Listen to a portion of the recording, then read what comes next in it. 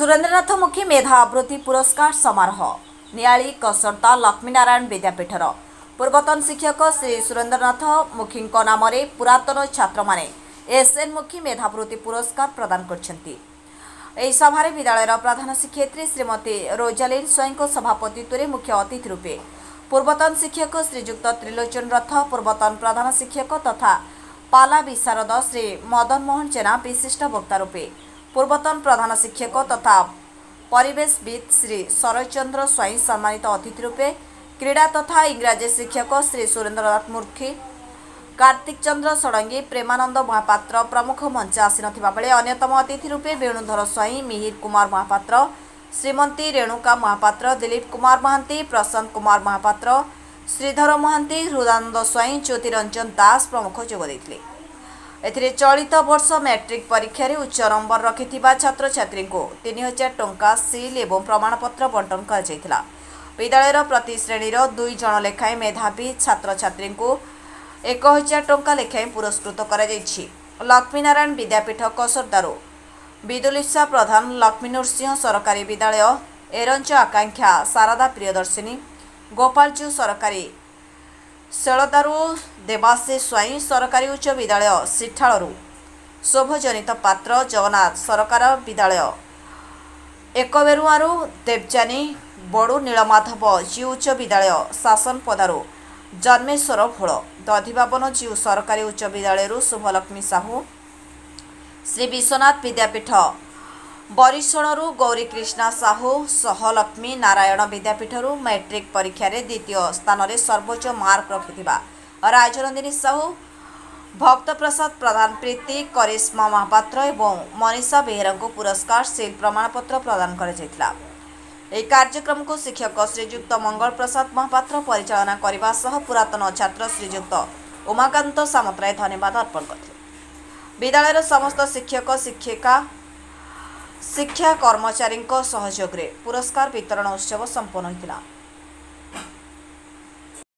नियाली दीपांचल कसरदारू कवि प्रसाद महांती को रिपोर्ट, के न्यूज ओडिया।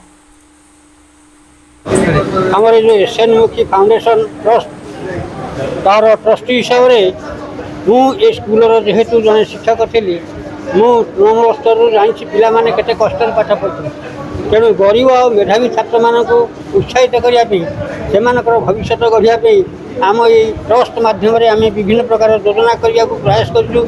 ये वर्ष चलित वर्ष आम या आरंभ करूँ, यार कलेवर आ वृद्धि हम विभिन्न क्षेत्र में जो पिला माने चमत्कारिता प्रदर्शन कर उत्साहित करने अर्थ राशि सहित सर्टिफिकेट और ट्रॉफी आम ट्रस्ट तरफ प्रदान कर उत्साहित करमती भविष्य में भल मनीष हूँ, देशर सुनाम रक्षा करूँ, अंचल सुनाम रक्षा कर। विद्यापीठ आज जो अमृत महोत्सव अमृत महोत्सव श्रेय श्रीमान संजीव भगवान ताकू दीर्घायु करंतु, तार पिता माता अनुष्ठान ता लगी गर्व करुच्ची, सारा ओडिशा ता लगी गर्व कर, से गोटे प्रेरणा इज एन इंस्पिरेशंस।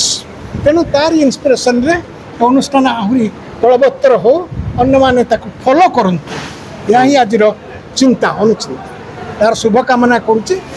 बापा तो मोर सबुठ स्नेहास्पद, तेणु ता परिवार समस्त मंगल कामना करुच्ची। आज आम विद्यालय गोटे मेधावृत्ति अवार्ड कार्यक्रम अनुष्ठित होता, अत्यंत सक्सेसफुल हो। आम मैंने बहुत विज्ञ लोक मान गेस्ट भाव पाई गर्व अनुभव कर पिला बहुत खुशी एवं से उत्तरोत्तर उन्नति कामना करी जगन्नाथ पाखे रह कसरदा लक्ष्मीनारायण विद्यापीठर वर्ल्ड स्टूडेंट्स एसएन मुखी फाउंडेशन मोटे डायरेक्टर अच्छी। एसएन मुखी फाउंडेशन आमर प्रिय गुरुजी मुखी सार नाम नामित कराई, पुओ संदीप ए फाइनेंस को फाउंडेशन को फाइनेंस करछंती एवं प्रति क्षेत्र में गाइड करछंती।